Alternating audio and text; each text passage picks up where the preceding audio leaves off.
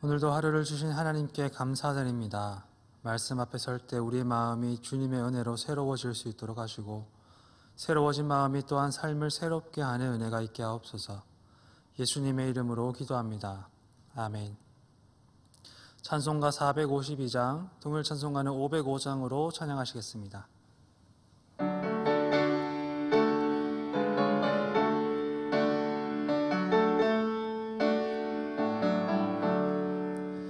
내 모든 소원 기도의 제목 예수님 닮기 원함이라.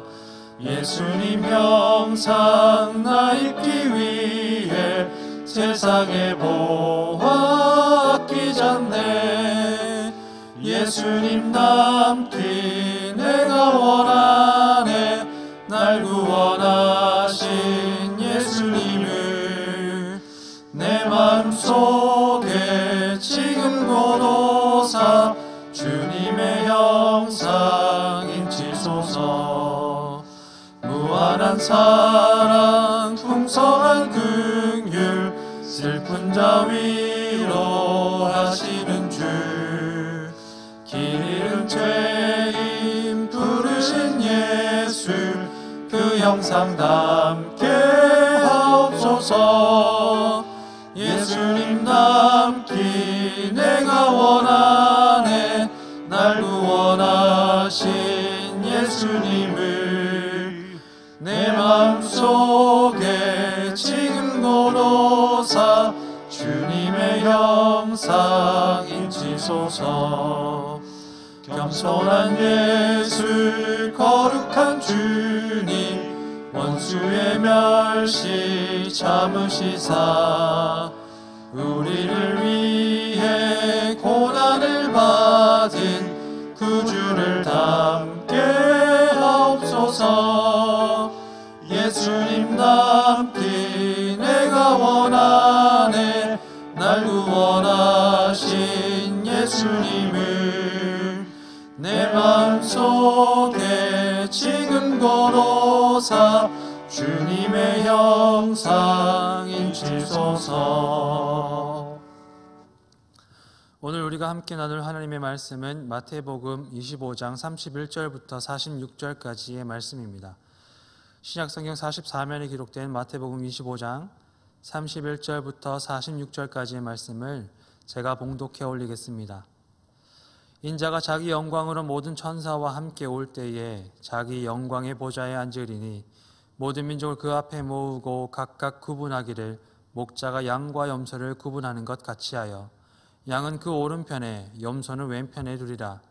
그때 임금이 그 오른편에 있는 자들에게 이르시되 내 아버지께 복받을 자들이여 나와 창세로부터 너희를 위하여 예비된 나라를 상속받으라. 내가 줄일 때에 너희가 먹을 것을 주었고 목마를 때에 마시게 하였고 나그네 되었을 때에 영접하였고 헐벗었을 때에 옷을 입혔고 병들었을 때에 돌보았고 옥에 갇혔을 때에 와서 보았느니라. 이에 의인들이 대답하여 이르되 주여 우리가 어느 때에 주께서 줄이신 것을 보고 음식을 대접하였으며 목마르신 것을 보고 마시게 하였나이까. 어느 때에 나그네 되신 것을 보고 영접하였으며 헐벗으신 것을 보고 옷 입혔나이까. 어느 때에 병든 것이나 옥에 갇히신 것을 보고 가서 배웠나이까 하리니 임금이 대답하여 이르시되 내가 진실로 너에게 이르노니 너희가 여기 내 작은 형제 중에 지극히 작은 자 하나에게 한 것이 곧 내게 한 것이니라 하시고 또 왼편에 있는 자들에게 이르시되 저주를 받을 자들아 나를 떠나 마귀와 그 사자들을 위하여 예비된 영원한 불에 들어가라. 내가 줄일 때에 너희가 먹을 것을 주지 아니하였고 목마를 때에 마시게 하지 아니하였고 나그네 되었을 때 영접하지 아니하였고 헐벗었을 때에 옷 입히지 아니하였고 병들었을 때와 옥에 갇혔을 때에 돌보지 아니하였느니라 하시니 그들도 대답하여 이르되 주여 우리가 어느 때에 주께서 줄이신 것이나 목마르신 것이나 나그네 되신 것이나 헐벗으신 것이나 병드신 것이나 옥에 갇히신 것을 보고 공양하지 아니하더이까. 이에 임금이 대답하여 이르시되 내가 진실로 너에게 이르노니 이 지극히 작은 자 하나에게 하지 아니한 것이 곧 내게 하지 아니한 것이니라 하시니 그들은 영벌에 의인들은 영생에 들어가리라 하시니라. 아멘. 1990년대에 인기를 끌었던 TV 프로그램 중에 양심냉장고라는 코너가 있었습니다. 일요일 저녁 황금 시간대에 방영되었던 이 코너에는 제작진들이 도로 주변에 숨어 있다가 어떤 사람들을 찾아가서 대형 냉장고를 선물해 주는 것을 그 내용으로 하고 있었습니다. 이 갑작스럽게 연예인들을 비롯해 이 카메라에 둘러싸여서 큰 선물을 받게 된 이 평범한 시민은 처음에는 어리둥절하다가 뒤늦게 기뻐하는 장면들을 TV 브라운관을 통해서 시청자들은 관람하고 또 그 놀라움을 함께 공유하였던 아주 인기가 많은 프로그램이었습니다.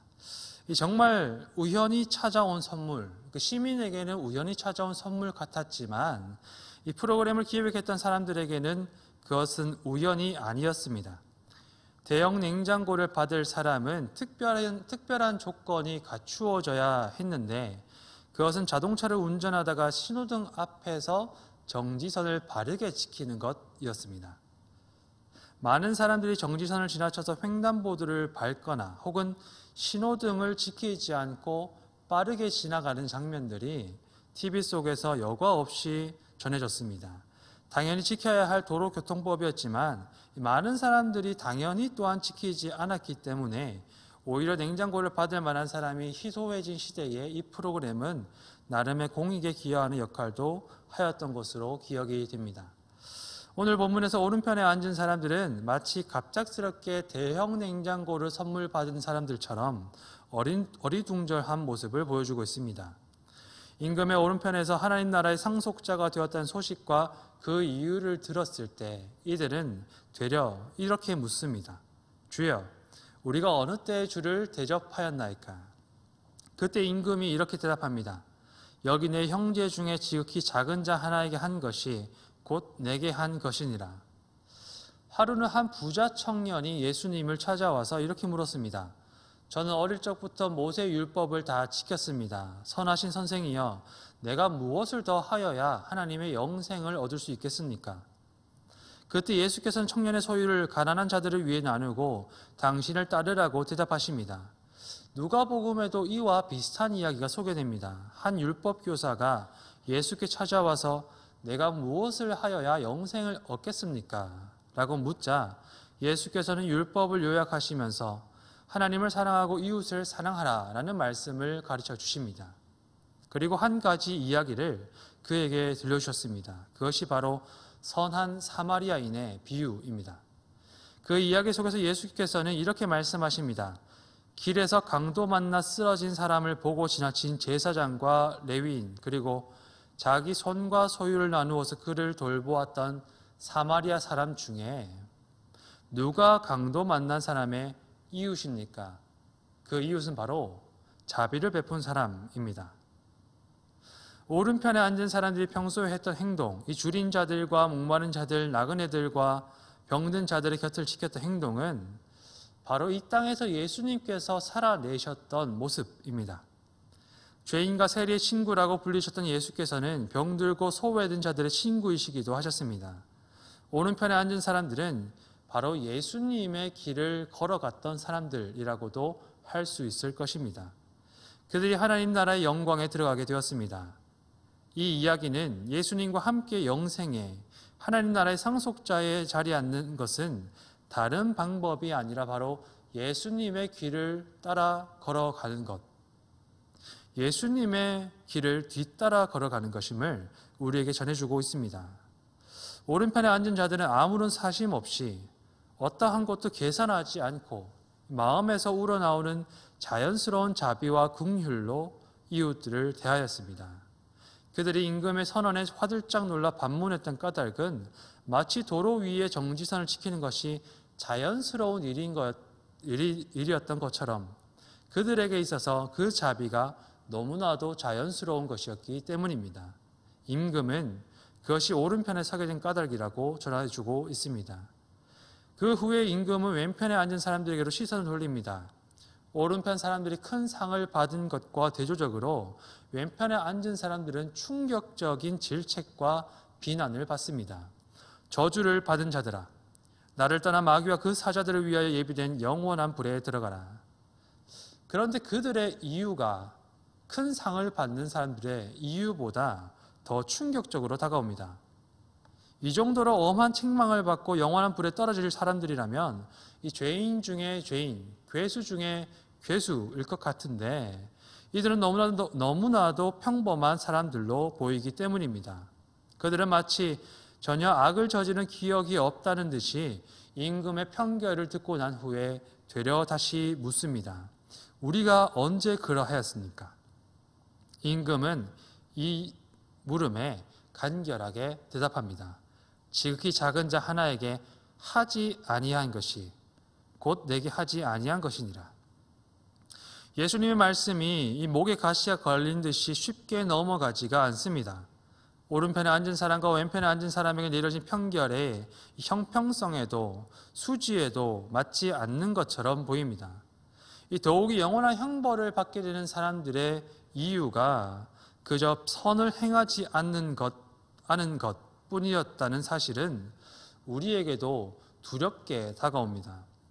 이 정도로 선을 베풀지 않는 것, 자비를 베풀지 않는 것, 때로는 무심하게 이웃을 지나치는 것, 그들의 어려움의 형편을 눈여겨보지 않는 것, 못 본 척 살아가는 것, 그것이 그렇게 대단한 일이 아니라 누구나 다 그러한 평범한 일로 여겨지기 때문입니다.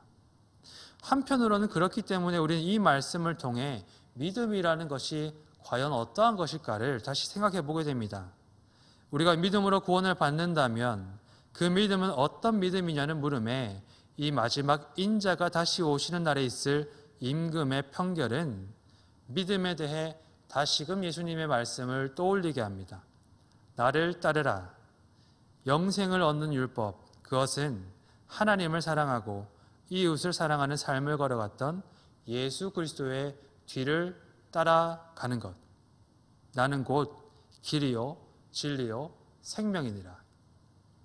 많은 그리스도인들이 신앙과 윤리적인 삶, 도덕적인 삶 혹은 이웃과의 관계를 별개로 보곤 합니다. 그러나 예수님의 말씀과 삶은 그것과는 정반대임을 예증하고 있습니다. 그분은 지극히 작은 자들의 친구가 되시고 하나님을 사랑하심이 이웃 사랑함으로 나타나셨습니다. 바리새인과 서기관, 율법 교사들이 비판받은 까닭을 단적으로 보여주는 예수님의 비판이 고르반이라는 계명에 대한 이들의 해석이었습니다. 하나님께 드림바 되었으므로 같은 물질로 부모님을 섬길 수 없다고 핑계하는 이들의 해석에 종교적인 아집이 묻어납니다. 하나님을 사랑한다고 하지만 다른 이들을 사랑하지 않는 자신만의 종교적인 아집을 예수께서는 하나님 사랑이 아니다라고 단정하십니다. 단순히 선을 행하지 않은 것 아니라 그 속에서 발견된 것은 가난하고 소외된 이들을 당신의 백성의 손에 맡기신 하나님의 마음을 헤아리는 것, 이웃을 향한 긍휼과 자비가 아니라 자기만 생각하는 마음이었습니다. 왼편에 앉은 자들은 그러한 까닭에 심판에 넘겨지게 됩니다. 주님의 교회로 부름을 받아서 오늘을 살아가는 우리 역시 마지막 날에 주님 앞에 선 것처럼 우리의 삶과 신앙을 돌아보며 살아갈 수 있기를 고면합니다. 하나님을 사랑하기 때문에 우리 주변의 타자를 사랑하는 삶이 될 수 있기를 기도합니다. 예수 그리스도의 길을 따라서 그분과 함께 영생으로 하나님 나라 영광의 보좌에 앉게 되는 은혜가 우리 모두에게 있기를 소망합니다. 하나님의 마음이 우리 마음 되어서 그 마음 행함에 한치의 거리낌 없는 믿음으로 거듭나는 은혜가 우리와 함께하기를 주님의 이름으로 축원합니다. 함께 기도하시겠습니다. 하나님, 우리의 마음을 새롭게 하여 주시옵소서. 하나님을 사랑하고 이웃을 사랑함에 아무런 계산도 고민도 마음의 걸림도 없었던 오른편에 선 사람들처럼 또 연약한 이들의 친구가 되기에 아무런 주저함 없이 긍휼과 자비로 그 마음을 채우셨던 예수님처럼 우리의 마음의 결이 부드러워지고 너그러워지기를 소망합니다. 우리의 고집과 단단하고 모난 마음을 깨트려 주시고 주님의 생수로 적셔서 생명의 싹이 터오르는 좋은 밭이 될 수 있도록 은혜 베풀어 주십시오. 주님, 우리를 긍휼히 여기시고 성령으로 인도하여 주십시오. 예수님의 이름으로 기도드립니다. 아멘. 하늘에 계신 우리 아버지, 아버지의 이름을 거룩하게 하시며 아버지의 나라가 오게 하시며 아버지의 뜻이 하늘에서와 같이 땅에서도 이루어지게 하소서. 오늘 우리에게 일용할 양식을 주시고 우리가 우리에게 잘못한 사람을 용서하여 준 것 같이 우리 죄를 용서하여 주시고 우리를 시험에 빠지지 않게 하시고 악에서 구하소서. 나라와 권능과 영광이 영원히 아버지의 것입니다. 아멘. 이 시간 함께 기도하실 때 우리 교회가 되어서 함께 기도하는 5가지의 기도 제목들로 먼저 기도해 주시기를 부탁드립니다. 코로나를 위해서 세계 선교를 위해서 기도하여 주시고 예천 지역의 회복을 위해서 기도하여 주십시오. 환우들과 우리 교우들 가운데 어려움 당하신 분들을 위해서 계속해서 중보 기도하여 주시고 또한 교회 회복을 위해 기도해 주시기를 부탁드립니다. 함께 기도하시겠습니다.